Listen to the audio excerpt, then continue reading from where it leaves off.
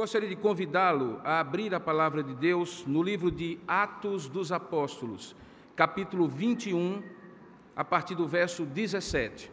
Queridos irmãos, nessas semanas, e já faz mais de um ano, um dia desse eu estava fazendo a conta, já estamos com quase 18 meses, nós estamos expondo o livro de Atos dos Apóstolos, entendendo que ali nós temos um bom retrato do início da igreja cristã, dos primeiros anos depois da ressurreição de Jesus, e dali podemos, como palavra de Deus, Escritura Sagrada, aprender muitos princípios que podem nos ser úteis como igreja ainda hoje, 20 séculos, 21 séculos depois. Hoje pela manhã eu tive a oportunidade de ministrar no final da terceira viagem missionária de Paulo, quando ele está num processo muito doloroso, se despedindo daqueles irmãos que no caminho sabiam que ele estava se dirigindo a Jerusalém e que ali ele seria preso. Era esta a convicção do apóstolo e esta era também a convicção que ele havia manifestado para os vários grupos de irmãos a partir ali dos presbíteros em Mileto, os presbíteros da igreja de Éfeso. Agora, à noite, nós vamos continuar na sequência de Atos capítulo 21, verso 17 a 40, quando o apóstolo Paulo chega finalmente a Jerusalém. É a quinta vez que Paulo vai a Jerusalém em sua vida. E é importante esse retorno, porque Paulo já não era mais aquele jovem pregador, convertido ao Evangelho quando ainda perseguia os discípulos do Senhor, mas era agora um missionário experiente, maduro, plantador de igreja, mentor de uma equipe de pastores, inclusive que o acompanhava. Alguns calculam que havia pelo menos 9 companheiros de Paulo junto com ele nesse retorno a Jerusalém, e eles são citados no capítulo anterior, de modo que a visão que Paulo tinha nesse momento do ministério dele, a importância e o impacto que ele tinha causado eram diferentes, muito diferentes, daquela ocasião, por exemplo, quando ele foi para Jerusalém, em Atos capítulo 15, para fazer a defesa do Evangelho da graça para os gentios, no grande concílio de Jerusalém. Aqui nós temos um homem muito mais maduro, consciente do ministério que Deus tinha lhe dado, mas também muito curtido pelo sofrimento e pela dor da obra de Deus. Esse homem, a essa altura, já tinha passado por naufrágios, ele já tinha sido chicoteado por amor a Jesus, perseguido, dado quase por morto numa de suas viagens, incompreendido pelos seus próprios irmãos judeus, muitas vezes tendo que explicar o óbvio do evangelho que ele havia recebido, com toda a angústia e tensão emocional que isso representa. Então, quando aqui Lucas descreve, a partir do verso 17, se incluindo na narrativa, veja que está na primeira pessoa do plural, é Lucas que diz o que estava acontecendo com ele também, junto com o apóstolo Paulo e os demais. É assim que se registra a palavra de Deus. Tendo nós chegado a Jerusalém, os irmãos nos receberam com alegria. No dia seguinte, Paulo foi conosco encontrar-se com Tiago, e todos os presbíteros se reuniram ali. E tendo-os saudado, contou minuciosamente o que Deus fizera entre os gentios por seu ministério. Ouvindo, deram eles glória a Deus, e lhe disseram: bem vês, irmão, quantas dezenas de milhares há entre os judeus que creram, e todos são zelosos da lei, e foram informados a teu respeito, que tu ensinas todos os judeus entre os gentios a apostatarem de Moisés, dizendo-lhes que não devem circuncidar os filhos, nem andar segundo os costumes da lei. O que se há de fazer, pois? Certamente saberão da tua chegada. Faze, portanto, o que te vamos dizer. Estão entre nós 4 homens que voluntariamente aceitaram fazer um voto. Toma-os, purifica-os com ele e faça a despesa necessária para que raspem a cabeça, e saberão todos que não é verdade o que se diz a teu respeito, e que, pelo contrário, andas tu mesmo guardando a lei. Quanto aos gentios que creram, já lhes transmitimos decisões para que se abstenham das coisas sacrificadas a ídolos, do sangue, da carne de animais sufocados e das relações sexuais ilícitas. Então Paulo, tomando aqueles homens no dia seguinte, tendo-se purificado com eles, entrou no templo, acertando o cumprimento dos dias da purificação, até que se fizesse a oferta em favor de cada um deles. Quando já estavam por findar os 7 dias do voto e daquele tempo que era decorrente do voto, os judeus vindos da Ásia, tendo visto Paulo no templo, possivelmente na esplanada do templo, alvoroçaram todo o povo e o agarraram, e gritando: israelitas, socorro! Este é o homem que por toda parte ensina todos a serem contra o povo, contra a lei e contra este lugar, e ainda mais está introduzindo gregos no templo e profanou este recinto sagrado. Pois antes eles tinham visto Trófimo, um irmão efésio, que era grego, não judeu, em sua companhia na cidade, e julgavam que Paulo o introduzira no templo. Agitou-se toda a cidade, havendo concorrência do povo, e agarrando a Paulo, arrastaram-no para o fora do templo, e imediatamente foram fechadas as portas. Procurando eles matá-lo, chegou ao conhecimento do comandante da força que toda Jerusalém estava amotinada. Então este, levando logo soldados e centuriões, correu para o meio do povo, e ao verem chegar o comandante e os soldados, cessaram de espancar Paulo. Aproximando-se o comandante, apoderou-se de Paulo e ordenou que fosse acorrentado com 2 cadeias, perguntando quem ele era e o que ele havia feito. Na multidão, uns gritavam de um modo, outros de outro, e não podendo ele, porém, saber a verdade por causa do tumulto, ordenou que Paulo, então, fosse recolhido à fortaleza. Ao chegar às escadas, foi preciso que os soldados o carregassem, por causa da violência da multidão, pois a massa de povo o seguia gritando: mata-o, mata-o. E quando Paulo ia sendo recolhido à fortaleza, disse ao comandante: é-me permitido dizer-te alguma coisa? Respondeu ele: sabes o grego? Não és tu, porventura, o egípcio que há tempo sublevou e conduziu ao deserto 4.000 sicários rebeldes? Respondeu Paulo: eu sou judeu, natural de Tarso, cidade não insignificante da Cilícia, e rogo-te que me permitas falar ao povo. E obtida a permissão, Paulo, em pé na escada, fez com as mãos sinal ao povo, e se fez um grande silêncio, e ele falou em língua hebraica. Que Deus abençoe a sua palavra lida. Amém. Vamos orar pedindo isso a Deus. Curva a sua cabeça, feche os seus olhos, coloque sua vida diante do Senhor. Ó Deus amado e querido Pai, nós estamos diante da Tua palavra lida, que é suficiente para falar ao nosso coração. Pedimos que pelo Teu Espírito que a inspirou, nós sejamos iluminados na nossa compreensão e possamos apreender aquilo que o Senhor tem para nós nessa noite.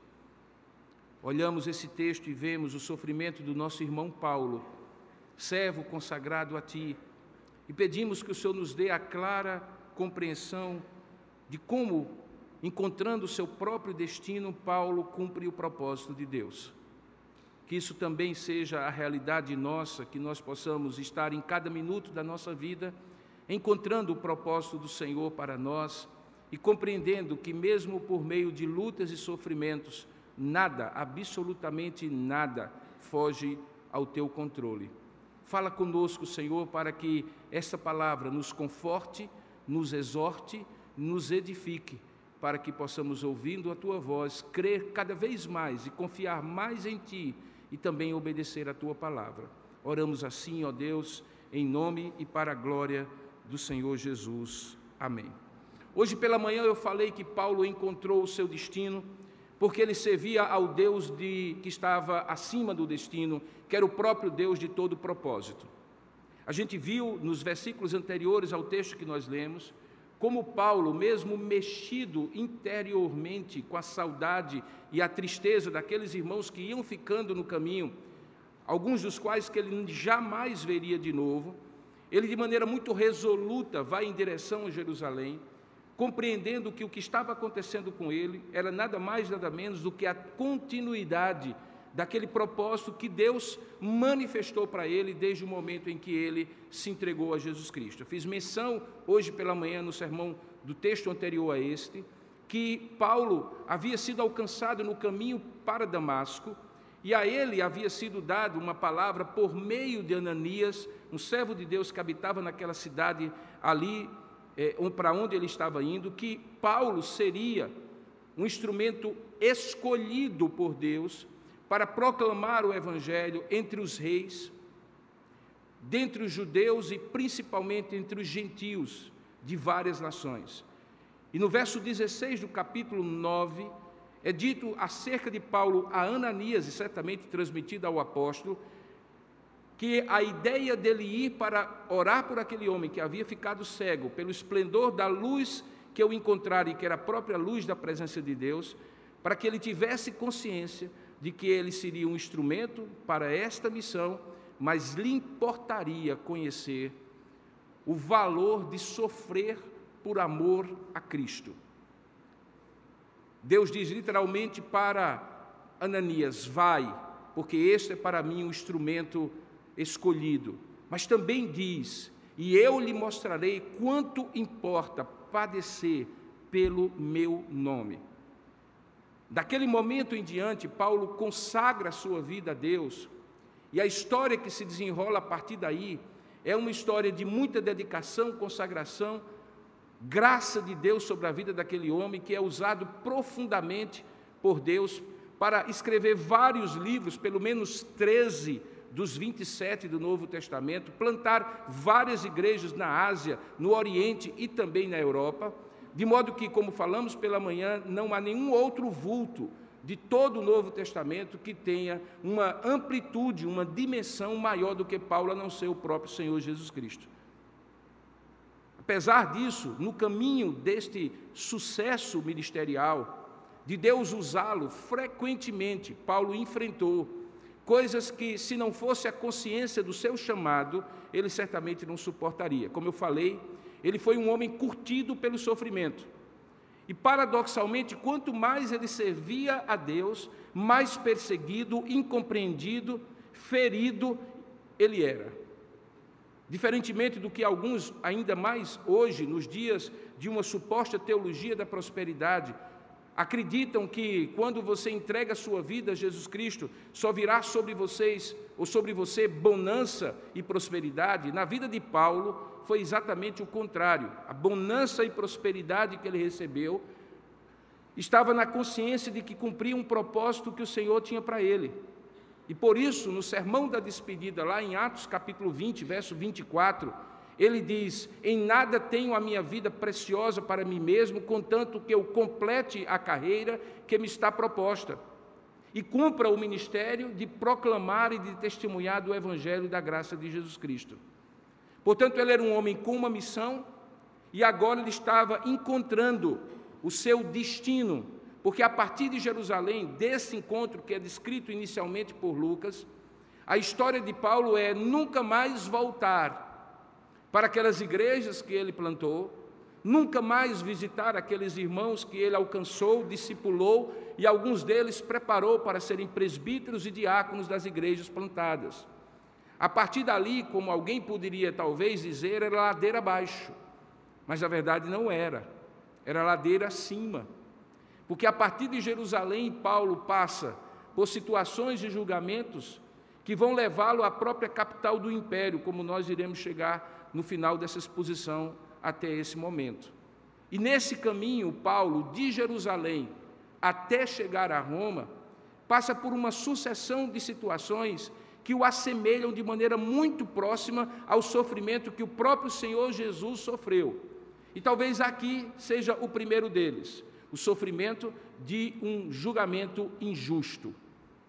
Se você prestou bem atenção, a alegria inicial, que está no versículo 17, quando os irmãos o recebem com alegria em Jerusalém e louvam a Deus e dão glória a Deus, versículo 20, a partir do momento que ele conta minuciosamente o que Deus fizera entre os gentios por seu ministério, é imediatamente substituída por um aviso, uma preocupação que está mesmo no versículo 20. O texto diz que, ouvindo, deram eles glória a Deus, mas logo fazem a advertência a Paulo: bem vês, irmãos, quantas dezenas de milhares há entre os gentios que creram, e todos eles são zelosos da lei, eram judeus, crentes, mas ainda arraigados ao zelo da lei. E como diz o próprio Lucas, quem falou para Paulo advertiu que todos foram informados, veja aí o verso 21, de que ele estaria agora em Jerusalém, e que o boato que o antecedia era que ele ensinava a todos os judeus entre os gentios, ou seja, lá na Ásia e na Europa, não em Jerusalém, a apostatarem de Moisés, dizendo que eles não deveriam circuncidar os filhos, nem andar segundo os costumes da lei. Essa afirmativa de que Paulo havia apostatado da lei de Moisés é a mesma afirmativa, ainda que mais aqui forte do que naquela ocasião, que levou Paulo em Atos 15 ao concílio de Jerusalém. Os irmãos se recordam, o capítulo 13, 14 de Atos narra a primeira viagem missionária de Paulo. Paulo alcança, onde hoje é a Turquia, a província da Ásia Menor, e planta ali 4 igrejas: Antioquia da Pisídia, Listra, Icônio e Derbe. E quando ele volta para Jerusalém, antes de ter uma espécie de tempo de refrigério na cidade de onde ele tinha ido, que era Antioquia da Síria, chega a Jerusalém o boato de que esse pregador, autorizado pelos apóstolos, tinha chegado na Ásia e pregado um evangelho que era contrário à lei de Moisés. Isso provocou a convocação do primeiro concílio universal da igreja cristã, que acontece em Atos capítulo 15.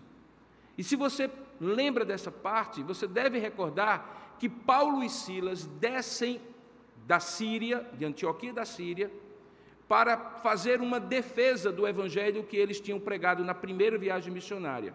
E em Jerusalém, muitos dos que eram judaizantes, que eram justamente esses judeus, alguns deles crentes, mas que ainda tinham uma visão limitada da graça de Deus, faziam parte do partido acusador que se apresentou diante das colunas da igreja, que eram os apóstolos.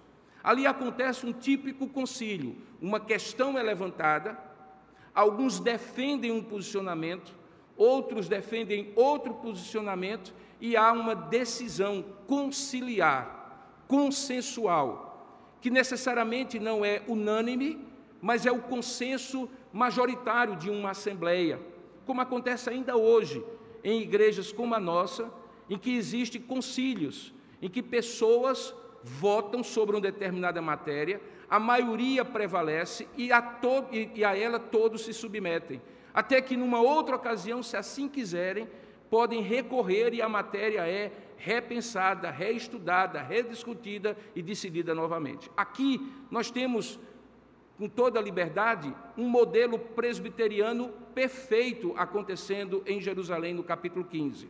Há presbíteros da igreja de Jerusalém, que a essa altura já era uma igreja mais desenvolvida e madura, tinha apóstolos e também tinha presbíteros.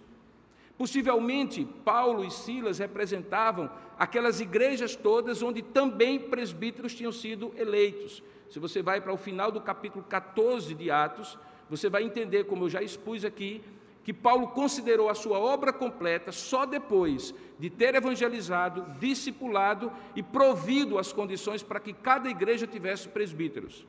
Portanto, nós temos aqui os representantes legítimos, autorizados das igrejas, para decidir uma questão que era muito importante para aquela época, irmãos. E talvez ainda seja muito importante, mesmo nos dias de hoje.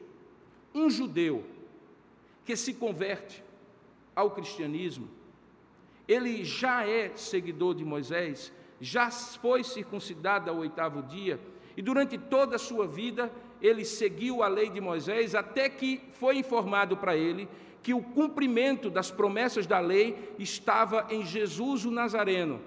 Ele confia em Jesus como o Messias prometido e, consequentemente, ele passa a ser um homem ou uma mulher do Senhor Jesus Cristo, discípulo do Senhor. A sua história passada faz parte de toda uma herança, de toda uma tradição valiosíssima, que ele valoriza por entender que preparou para conhecer o Evangelho da graça. Que Jesus, a fé cristã, é o cumprimento das promessas da aliança do Antigo Testamento. Portanto, não são antagônicas, mas complementares. Como alguém já disse, tudo aquilo que está em potência no Antigo Testamento está em evidência no Novo Testamento. Tudo aquilo que é promessa no Antigo Testamento é cumprimento no Novo Testamento. Mas para um gentio que não sabia absolutamente nada da lei, que não sabia nem quem era Moisés, que não tinha passado pelo ritual de adesão que os seus pais faziam ao 8º dia, quando circuncidava o menino do sexo masculino, que não tinha participado da instrução do infante até que aos 12 anos ele professasse a sua fé, na cerimônia ainda hoje conhecida entre os judeus de Bar Mitzvah. Esse gentio tinha uma questão sobre ele. Ele deveria, mesmo adulto, passar pelo mesmo processo, como eu costumo falar, pelo pit stop judaico, de se tornar judeu primeiro, para depois se tornar cristão, ou ele, por um caminho diferente dos judeus, mas que culminava em Jesus Cristo, bastaria a ele confiar na graça de Jesus e pela fé receber a salvação. Esta era a questão que estava posta em Atos capítulo 15. A decisão, inclusive, é mencionada aqui, quando Lucas registra, no versículo 25, essa decisão. A decisão tinha sido, e aqui é relembrada, que quanto aos gentios que creram, já havia-lhes sido transmitido as decisões para que, primeiro, se abstivessem de coisas sacrificadas a ídolos, comidas que eram oferecidas em templos pagãos ou em rituais pagãos, e que os gentios tinham costume, eu estou falando aqui do versículo 25, de oferecer aos deuses, e que, portanto, para um gentio convertido, não era conveniente que ele comesse para que ficasse, sem nenhuma dúvida, aos olhos de quem o assistia, que ele já não tinha nada a ver com aquela idolatria. O Concílio de Jerusalém, então, tinha dito para eles: não comam dessas comidas, para que vocês não sejam identificados com as antigas práticas de idolatria que vocês tinham. Além disso, também tinha sido vetado para eles o comer do sangue e da carne de animais sufocados, que era uma questão extremamente delicada para os judeus, porque para os judeus o sangue é a vida, e comer uma comida com sangue representava absolver a vida de um outro ser e, consequentemente, ser algo abjeto aos olhos de Deus. Como uma concessão de transição para que houvesse paz, a decisão do Concílio de Jerusalém era: não façam isso, para que não seja chocante, para que não seja uma afronta aos judeus. Paulo vai desenvolver isso no capítulo 14 de Romanos, quando ele diz assim: se você é forte na fé, e comer ou não comer não faz nenhuma diferença para você, seja condescendente com o que é fraco na fé, ainda inexperiente e imaturo, e não coma na frente dele, para não chocá-lo, para não escandalizá-lo. Era este o sentido da segunda resolução do Concílio de Jerusalém. E a terceira, por favor, projeta aí o versículo 25.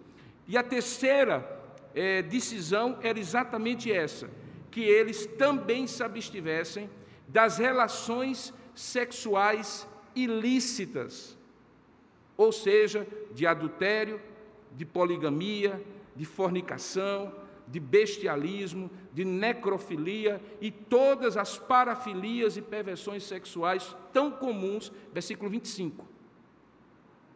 Versículo 25 do capítulo 21. Aí, muito obrigado.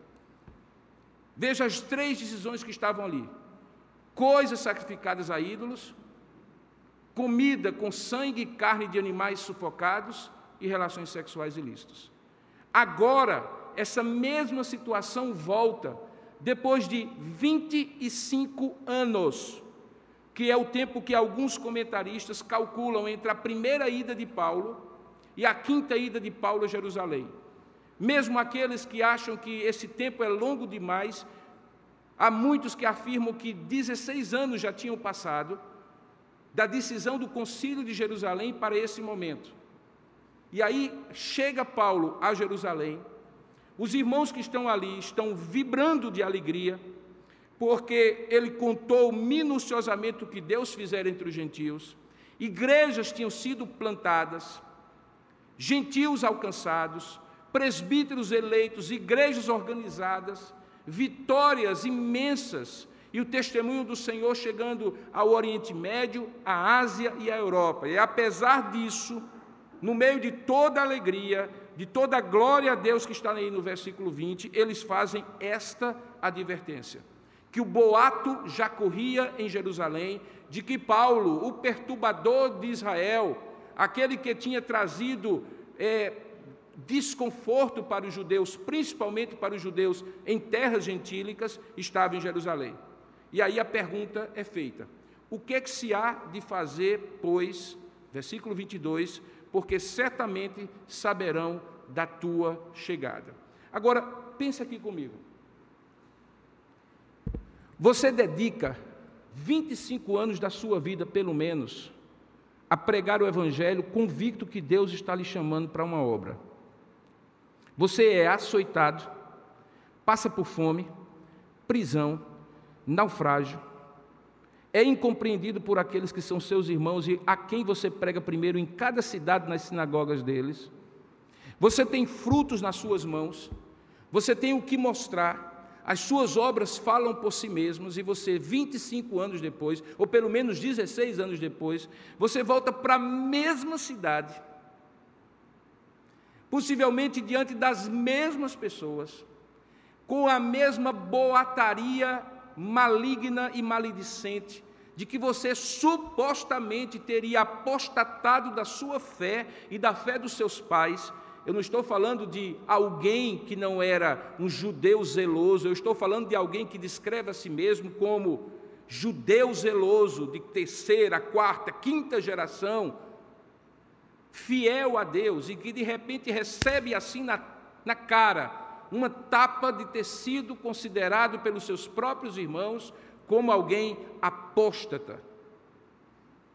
Como é que você se sentiria? Como é que você reagiria?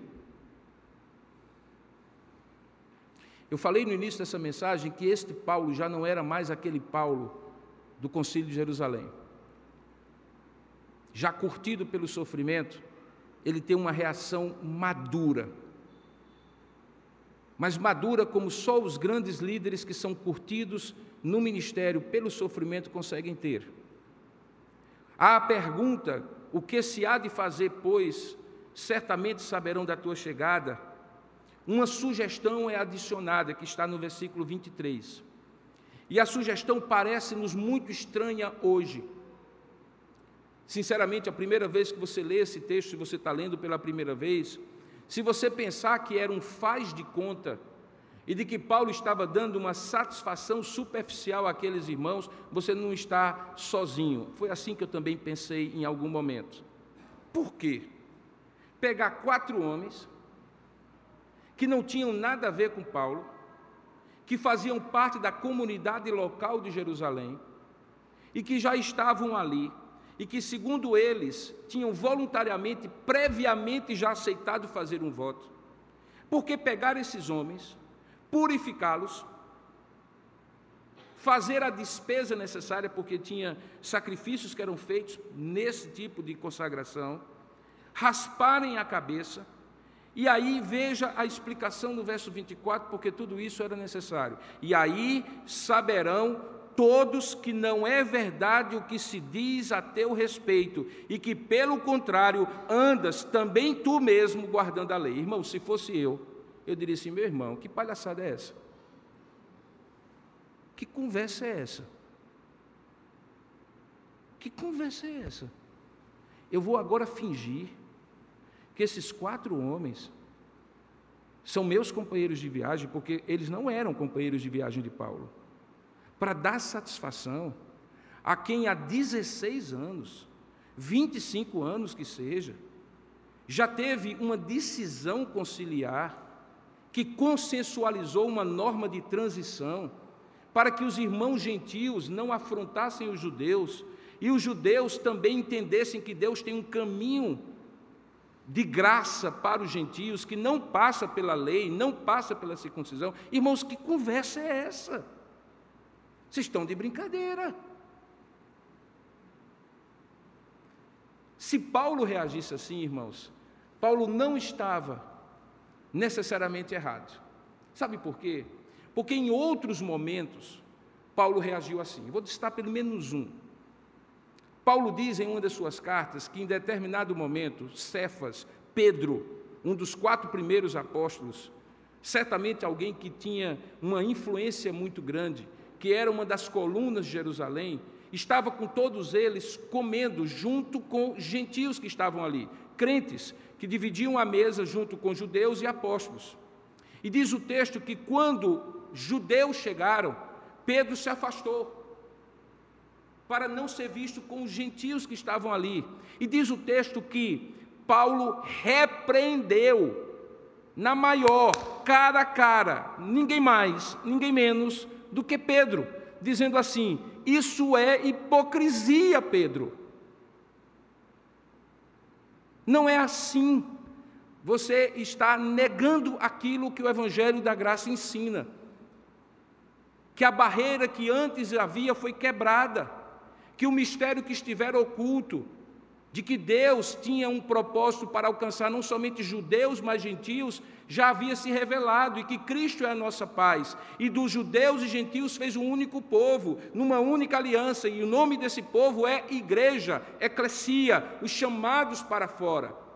Como, Pedro, você agora está tendo essa posição, essa atitude dúbia, meio híbrida, do tipo, quando ninguém está vendo, eu estou com os gentios, quando algum judeu se aproxima, eu me afasto deles? Então não faltaria coragem para aqui Paulo dizer assim: nananina não, vocês estão de brincadeira, vou fazer isso não. Vocês acabaram de dar glória a Deus porque eu contei minuciosamente o que Deus fez com os gentios por intermédio do meu ministério. Em outros lugares, Paulo diz: as minhas cartas, vós sois as minhas cartas de referência. Quando ele faz a defesa dele, escrevendo aos 2 Coríntios, a segunda carta aos Coríntios, ele diz assim: olha, vocês são as minhas cartas, vocês são os meus frutos. Eu não preciso defender meu ministério diante de ninguém, é só ver os frutos daquilo que eu, pela graça de Deus, tenho feito desde que me dediquei a Ele. Mas aí, irmãos, eu disse no começo, Paulinho já não era o mesmo.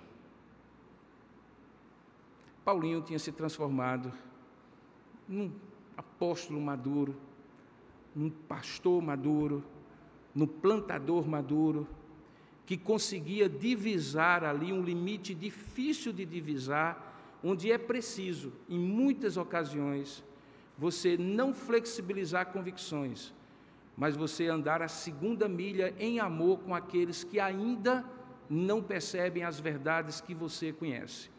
E aí o que é que Paulo faz? Veja aí o que é que tem no verso 26.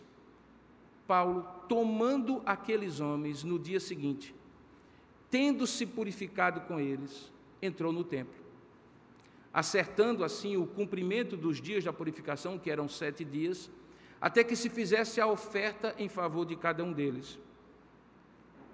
Paulo, portanto, entende que naquele momento era mais prudente, era mais amoroso, era melhor para a paz da igreja, que ele não fosse motivo de discórdia ali em Jerusalém.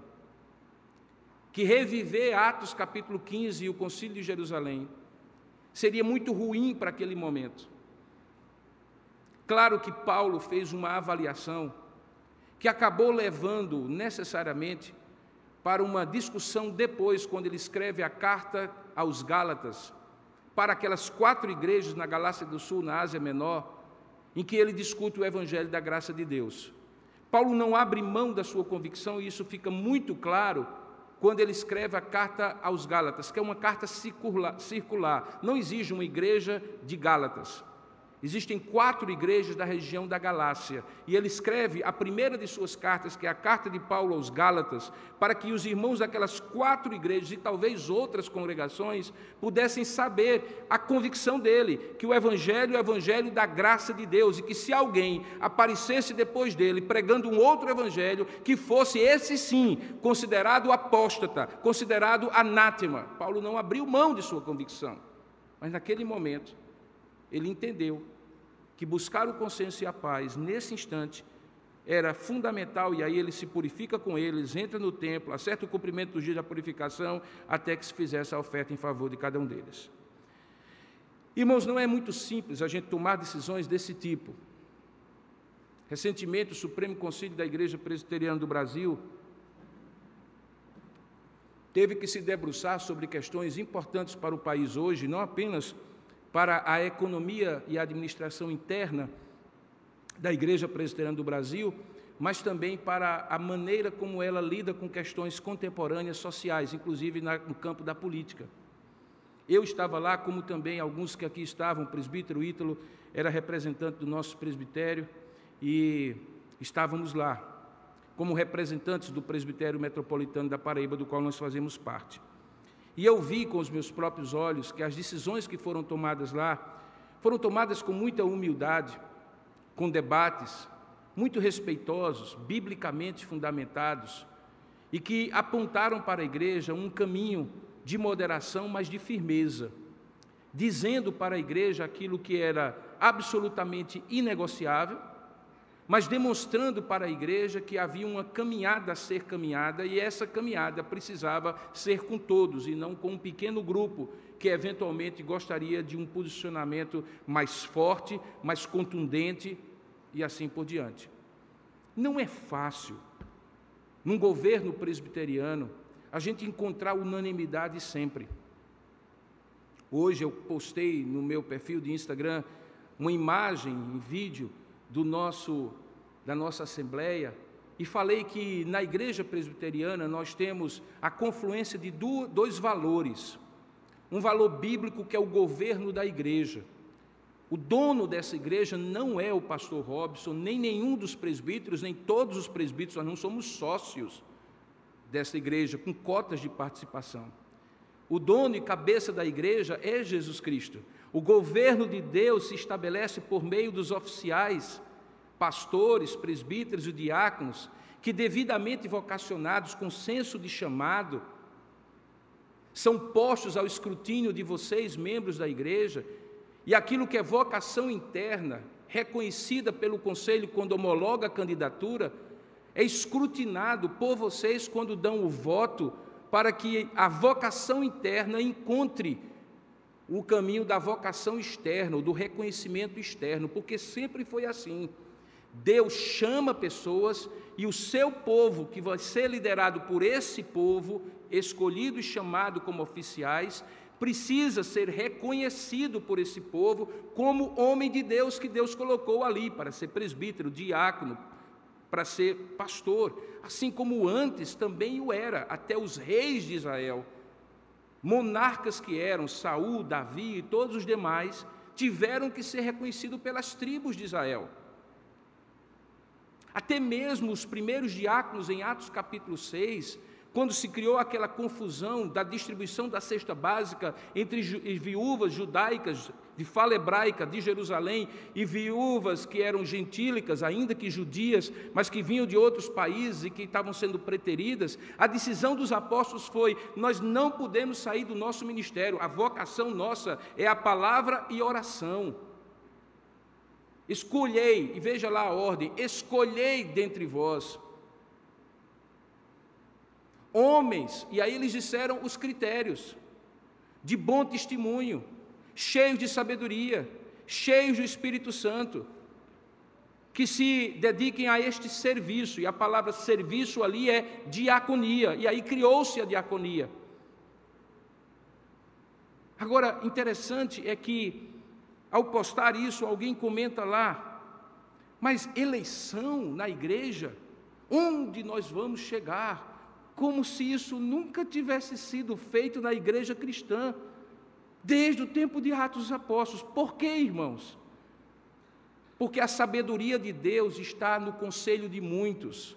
O livro de Provérbios diz que a sabedoria está na multidão de conselheiros. O governo de Deus sempre foi conciliar, a Trindade é conciliar.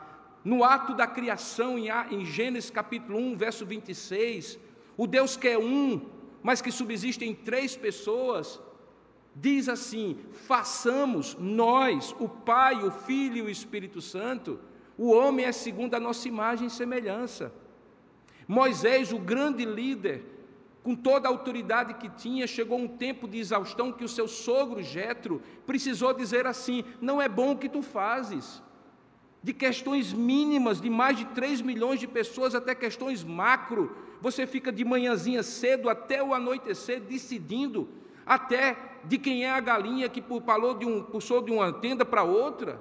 Não pode, Moisés. Escolha homens que você vai colocar sobre 1.000, sobre 500, sobre 100, sobre 50. Delegue esta autoridade e, pelo conselho desses homens, dirima todas as dúvidas. Quando Deus quis deixar sucessor para Jesus Cristo, Ele não escolheu um. Ele escolheu um grupo de discípulos que Ele chamou para si depois de uma noite de oração e os designou como enviados, apóstolos. E quando essa igreja é fundada em Atos capítulo 2, verso 41, é dito que ela repousa sobre a doutrina dos apóstolos, porque eles eram os fiéis depositários da doutrina de Cristo, de modo que a autoridade apostólica, inclusive, era um dos critérios para que qualquer carta que chegasse supostamente de um apóstolo numa igreja distante de Jerusalém, fosse primeiramente aferida se a doutrina que estava lá era a doutrina apostólica, e aquela carta, se não fosse uma doutrina apostólica, era descartada, e por isso nós temos vários documentos do primeiro século, mas nós só temos 27 livros que foram reconhecidamente escritos pelos apóstolos. Por que tudo isso, irmãos? Porque não é fácil chegar a questões difíceis com soluções fáceis. Às vezes a gente diz assim: por mim faria assim. É por você, mas não é você sozinho no mundo. Vai terminar o culto, você vai dizer assim: onde é que nós vamos jantar, amor? Onde é que nós vamos jantar, criançada? E se você for bobo de fazer um plebiscito toda vez, vai gastar mais. É melhor você ir para um lugar e pedir uma pizza, porque todo mundo fica feliz e fica muito mais barato. Mas nem sempre funciona, né? Porque até quando vai escolher o sabor da pizza, todo mundo quer dar uma opinião. Perceba então que Deus, na sua sabedoria, sempre criou um governo conciliar. E agora Paulo, diante disso, toma uma decisão de consenso, de concílio, respeitando a decisão que havia sido tomada, não sendo pomo de discórdia, não sendo palmatória do diabo, como muitas vezes as pessoas querem ser, mais justas do que as outras, dizendo que são mais piedosas, mais ortodoxas, mais fiéis do que as demais. Diz o texto, continuando, depois dessa atitude de Paulo, que, no entanto, apesar dessa atitude consensual, caridosa, piedosa de Paulo, isso não o isentou do sofrimento. Porque, de fato, não isenta mesmo, irmão. Você pode fazer tudo e não necessariamente gozar de paz. O argumento de Paulo, inclusive em uma de suas cartas, é: no que depender de vós, no que depender de vós, no que depender de vós, no que depender de vós, tende paz com todos os homens. Mas em algumas situações não vai depender de você, e aqui não aconteceu. É verdade que quando um não quer, dois não brigam, mas quando só um quer, certamente não tem como não brigar. E olha o que é que acontece, quando já estavam por findar os 7 dias, os judeus judaizantes que vieram da Ásia, tendo visto Paulo no templo, alvoroçaram todo o povo e o agarraram. E qual era a acusação falsa, maledicente, maligna? É que ele ensinava, veja aí o verso 28, por toda parte, a todos serem contra o povo, contra a lei e contra este lugar. E mais, profanando o templo, introduzindo gregos no lugar sagrado onde só judeus homens podiam estar. Isso eles fizeram de maneira maledicente porque viram em alguma ocasião naqueles 7 dias que um irmão gentílico por nome Trófimo, da cidade de Éfeso, estava com Paulo, e aí deduziram, se ele está aqui, certamente lá no templo, quando não dá para divisar quem é quem, ele também vai estar, Paulo está profanando o templo. O fato é que no verso 30 toda a cidade se agita, agarram Paulo, e aí começa a mesma situação que aconteceu com Jesus Cristo. Se há alguma coisa que os judeus, mais do que qualquer outro povo da antiguidade, era muito aderente, era ao estrito cumprimento da lei. Por exemplo, uma acusação não podia ser aceita no tribunal se não tivesse 2 ou 3 testemunhas. Havia um devido processo legal. Um julgamento não podia ser feito, por exemplo, após o pôr do sol. Não podia ser feito no sábado. Tinha que ter um prazo para que o calor da acusação pudesse ser amainado pelo direito legítimo de defesa. Mas o que nós vemos aqui é o mesmo que acontece com Jesus. Eles agarram Paulo, eles levam Paulo à força, batem em Paulo, confinam Paulo no verso 30 para dentro do templo, para algum lugar, e fechadas as portas, diz o texto que eles procuravam, verso 31, matá-lo. E é curioso que esse texto permite que a gente entenda uma outra doutrina presbiteriana, calvinista, reformada, muito preciosa, que é o da soberania das esferas. O que é que você tem aqui? Você tem a religião sendo injusta com um dos seus componentes. Quem intervém, chamando o feito à ordem dentro daquela esfera de soberania que ele tem? O Estado. Olha o que é que acontece. Procurando eles matá-lo, chegou ao conhecimento do comandante da força, que, como você verá, afinal, logo depois, não entende nada de judaísmo, não é judeu, não frequenta a igreja, mas que diante daquele alvoroço na esplanada do templo precisou intervir, porque fazia parte da esfera de soberania dele, intervir para manter a boa ordem. Era um problema religioso que tinha extrapolado e causado um alvoroço em toda a cidade. Veja aí o verso 30. Alvoroçou-se, agitou-se toda a cidade. Deixou de ser um problema da igreja e se tornou um problema que transcendeu as fronteiras da igreja. E o Estado interveio. E chamou o feito à ordem. Por quê, irmãos? Porque dentro da soberania de Deus existem esferas de atuação. O que é da família, o Estado e a igreja não deveriam se imiscuir. O que é da igreja é da soberania da igreja. Os assuntos referentes à doutrina e liturgia da igreja, Estado nenhum pode intervir. Estado nenhum pode dizer ao pastor Robson o que eu vou pregar, o tipo de culto que eu vou fazer. Cabe àquilo que nós chamamos de Estado laico garantir e dar condições a todas as religiões e àqueles que não têm religião a exercer sua religiosidade ou a sua não religiosidade, sem, no entanto, interferir. Aquilo que, porém, é do Estado, não cabe nem à igreja, nem à família se miscuírem, a não ser sendo consciência do Estado, como diz João Calvino, quando o pastor, o teólogo, o líder religioso, aponta o desmando de um governante, seja ele quem for, do partido que for, dizendo que ele está contrariando a palavra de Deus, ele não está interferindo no Estado, ele está dizendo isso contraria a palavra de Deus, ele é consciência do Estado.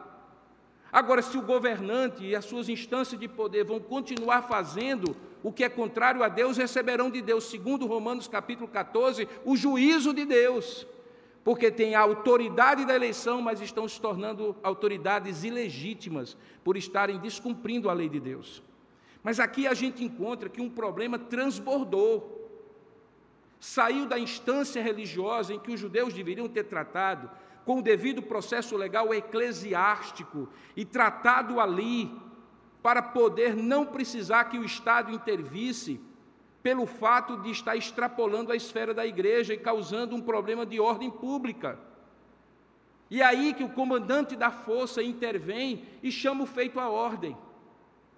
Novamente aqui a gente tem um exemplo, e por isso que eu gosto muito do livro de Atos, irmãos, porque o livro de Atos ele não se propõe a doutrinar, não é como uma carta doutrinária, mas ele é um retrato da igreja e dos princípios que nortearam o cristianismo nos primeiros anos, e que ainda hoje são úteis para nós hoje. E aqui nós encontramos esse princípio, que as coisas da igreja devem ser tratadas na esfera da igreja, a não ser quando elas extrapolam a esfera da igreja e começam a criar um problema de ordem pública, entrando na esfera do Estado. Essa é justamente a situação que, infelizmente, nós estamos vendo nos dias de hoje, quando maus presbiterianos, que não estão acostumados a usar os meios conciliares, estão jogando em redes sociais e em órgãos de informação questionamentos sobre as decisões do Supremo Conselho, quando poderiam e deveriam fazer isso pelo meio conciliar. Qualquer membro da igreja aqui de Tambaú tem o direito de procurar o conselho da igreja e dizer assim: acerca da decisão que o Supremo Conselho tomou em Cuiabá no mês passado, eu gostaria de solicitar que o conselho encaminhasse uma proposta de revisão da matéria, por esses motivos. Escreve, o conselho encaminha para o presbitério para o sínodo e chegará ao Supremo Conselho, porque você, como membro da igreja, tem direito de ser ouvido. Mas você não tem o direito de ser ouvido quando você usa uma rede social para jogar questões internas da igreja aos olhos de homens e mulheres que não entendem patavina do que existe dentro da igreja. São maus presbiterianos aqueles que não se conformam com as decisões dos concílios e usam desses meios. São bons presbiterianos os que, não se conformando e têm o direito de não se conformar, usam os meios conciliares. Nós somos uma igreja de paz e de ordem, irmãos, cujo sistema está ali, posto porque tem raiz na Escritura, e que, se nós usarmos bem, com humildade e sabedoria, nos dará sempre paz e ordem, a não ser quando questões ultrapassam os nossos limites. E aí é preciso que nós exerçamos a outra cidadania que nós temos, porque nós somos cidadãos de dois reinos. Espiritualmente somos cidadãos do reino de Deus, e temos uma Constituição que é a palavra de Deus, temos princípios e valores que estão emanados da palavra de Deus, somos ligados uns aos outros por intermédio de Cristo, da união mística do corpo de Cristo, onde Ele é o cabeça e nós somos membros uns dos outros. Mas também somos brasileiros, seja nascidos aqui ou que receberam a cidadania.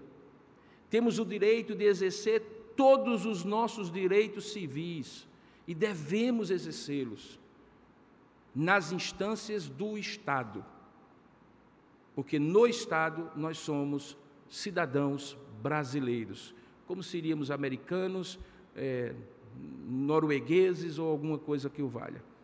Aqui você encontra um germe, uma gênese dessa relação de poderes diferentes, de esferas diferentes. Você vai ver isso posteriormente. Na verdade, você já viu, se você foi atento, quando em determinada prisão, que Paulo foi injustamente preso, E o procurador da cidade quis, à noite, depois que viu a besteira que fez, soltar Paulo, sem que ninguém soubesse. Paulo disse: nananina, não, eu sou cidadão romano. Você desceu o cacete no cidadão romano, agora vem você, não mande recado não, venha você me soltar para todo mundo ver que você estava errado em bater no cidadão seu devido processo legal. E o procurador foi lá e soltou Paulo. Em dado momento, quando ele começa essa sucessão de julgamentos, inclusive injustos, Paulo chega um momento que ele diz assim: eu apelo para César. E esta é a razão, como nós veremos no futuro, que Paulo chega à corte romana e apresenta o evangelho aos romanos na própria capital do império. Por quê? Porque Paulo era um cidadão do reino de Deus, que usava os princípios do reino de Deus nas esferas do reino de Deus. Mas ele era um cidadão romano, que usava os princípios do Império Romano nas esferas do Império Romano. Essa doutrina foi, depois, muito bem desenvolvida, alguns 19 séculos depois disso, por aquilo que a gente chama de neocalvinismo holandês, homens como Van Pinterest e Abraham Kuyper, que tem o nome do nosso instituto em homenagem a ele. Homens que entenderam que nós precisamos ter essa dupla militância na igreja e no Estado, como cidadãos do reino e como cidadãos do Estado. Queridos irmãos, todas as vezes que a gente vai fazer uma exposição sistemática de um livro, os pregadores que estão aqui, eles sabem do que eu estou dizendo. Chega um determinado momento que a gente está diante de um texto como esse, e a pergunta que eu me faço é: Senhor, esse povo saiu de casa para ouvir uma mensagem que conforte, que exorte, que edifique. Uma mensagem que alimente a devoção deles a Ti. Onde eu posso encontrar nesse texto descritivo, narrativo, com temas que necessariamente não são facilmente aplicados à vida pessoal de cada um, uma mensagem para cada um de vocês? Essa tarefa não é minha, irmãos. Essa tarefa é do Espírito Santo. Mas eu gostaria de aliar pelo menos duas coisas que você pode aprender para você nesse texto, à luz do que você vê na atitude de Paulo. A primeira delas é que maturidade espiritual é algo extremamente necessário e importante quando você tem que tomar decisões complexas, em que a coisa não é apenas branco e preto, 0 ou 1. Porque a vida é cheia de situações assim. A vida não é tão simples quando o certo é absolutamente claro e o errado é absolutamente claro. Há várias situações em que a gente vai ter que ouvir pessoas, pedir a opinião dos mais velhos. E como alguém já disse, se você não quiser saber, não pergunta aos mais velhos, porque eles sabem tudo. Mas se você quiser ouvir, pergunta aos mais velhos. Não é à toa que a gente chama presbíteros de presbíteros, que são anciãos, não apenas porque, em tese, eles têm mais experiência com Deus, pela maturidade da vida cristã, mas também porque alguns já têm idade mais avançada. Aos jovens, particularmente, que pensam saber tudo e decidir de maneira muito simples, que às vezes chega a ser simplória, cuidado, na vida tem decisões que você vai ter que ouvir pontos e contrapontos, ouvir ponderações, absorver a experiência dos mais antigos e, eventualmente, flexibilizar. Não é apenas para dançar que a gente tem que ter cintura mole, é também para viver. Para viver, a gente também precisa ter jogo de cintura. Em vários momentos é preciso abrir mão de um pouco, que não seja negociável, para atingir um bem maior. Isso acontece no relacionamento conjugal, no relacionamento com filhos, no relacionamento na igreja, no relacionamento social. Pessoas que têm uma personalidade muito rígida, podem correr o risco de se quebrarem ou quebrarem outros. É preciso, à luz do que nós aprendemos do Paulo jovem e do Paulo maduro, entender por que ele aceitou essa norma de transição, embora posteriormente ele enfatizasse na sua carta aos Gálatas o pensamento e a convicção que ele tinha. Nós temos também uma segunda aplicação, é que fazer isso não nos garante, mesmo quando nós temos uma folha de serviços prestados a Deus, que coisas ruins não aconteçam conosco. Veja, Paulo fez tudo certo, mas a maledicência da acusação estava lhe aguardando, quer ele fizesse certo ou quer ele fizesse errado. Mas eu tenho certeza que Paulo, e nós vamos ver na próxima mensagem, quando ele profere a sua defesa, que a força moral de Paulo para se defender estava ligada diretamente ao fato de que ele tinha feito a parte dele, mesmo que os outros fossem maledicentes e malignos. Porque ruim é quando as pessoas são maledicentes e malignas contra nós e nós temos culpa no cartório. Porque aí não temos força moral para dizer assim, alto lá, a acusação é falsa, não é bem assim. Porque aqui internamente a gente diz, eu dei motivo para isso. De fato também contribuir com isso. Então, a melhor maneira de você fazer o certo é fazer o certo, mesmo quando os outros fazem errado com você. Mas isso não lhe isenta de passar por lutas, porque os outros vão fazer errado com você. Pelo contrário, eu digo até que é isso que você deve esperar. Sabe por quê? Porque todo aquele que vive piedosamente em Cristo Jesus padecerá perseguição. Porque você está no contrafluxo. Eu tenho dito isso, irmãos. Se a sua vida está calma e tranquila, como um lago de um país nórdico, daquele que você vê a montanha de neve na superfície da água, pare um pouquinho e pense, é porque eu não estou incomodando ninguém? É porque o diabo nem se importa comigo? É porque os inimigos da minha fé não estão nem aí porque eu também não estou incomodando a ninguém? Porque a Bíblia diz que todo aquele que quiser viver piedosamente em Cristo Jesus vai sofrer perseguição. Algumas diretas, outras sutis. Algumas com acusações que você vai poder defender e outras que são indefensáveis.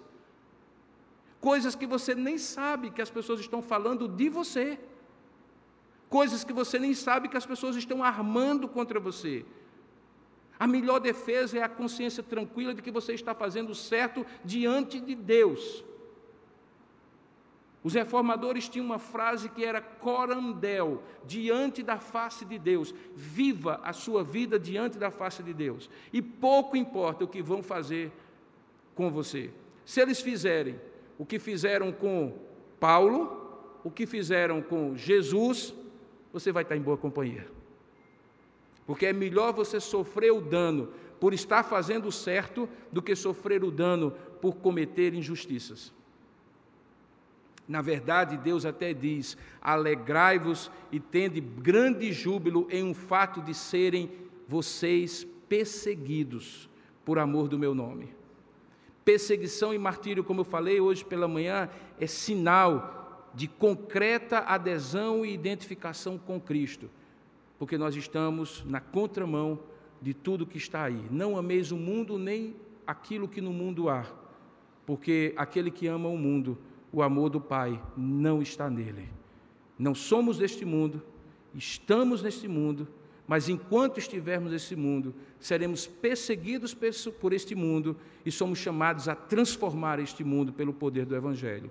Portanto, isso não é para fracos, é para gente fortalecida no Senhor e na força do seu poder. Me vem à mente essas duas aplicações para compartilhar com você. Talvez você não seja um pregador do Evangelho, nem um apóstolo que está voltando à sua querida Jerusalém depois de tantos anos de serviços prestados. Mas talvez você seja alguém que vai enfrentar nesses próximos dias acusações maledicentes, malignas, injustas, e você precisa ter a maturidade, mesmo fazendo tudo certo, estando pronto a abrir mão de alguma coisa que não seja fundamentalmente inegociável para você, mesmo assim, você pode passar por provações e sofrimentos. Aguenta, irmão, você está em boa companhia, Quem anda com você é Paulo, os apóstolos, os mártires da igreja e principalmente o seu Senhor Jesus Cristo. Por isso, vale a pena caminhar em retidão com o Senhor. Que Deus nos ajude e nos abençoe, aplicando a sua palavra aos nossos corações. Ó Deus amado, faça isso e nós te daremos toda a honra e toda a glória. Tu bem sabes porque cada um de nós veio a este lugar e sabes as lutas e dificuldades que todos nós temos. Pedimos que o Senhor nos ajude, nos ilumine e nos guie nas decisões que precisamos tomar. Seja no ambiente da igreja ou da sociedade, somos todo o tempo, ó Deus, colocados em encruzilhadas, em que nem sempre fica muito fácil ouvir a Tua voz dizendo: este é o caminho, andai nele. Ajuda-nos a manter a nossa vida em comunhão contigo, para que esta voz seja muito mais alta, sonora e percebida do que qualquer outra voz da acomodação, da negligência e da omissão. Ao mesmo tempo, nos dá, ó Deus, capacidade de ouvir os demais, de buscar a sabedoria dos anciãos do Senhor, de ouvir a Tua palavra falando em outras circunstâncias semelhantes àquelas que nós estamos passando, para que esta sim seja a decisão nossa, sempre na sabedoria do Senhor e para a glória do Teu nome. Oramos assim, ó Pai, em nome e para a glória do Senhor Jesus. Amém e amém.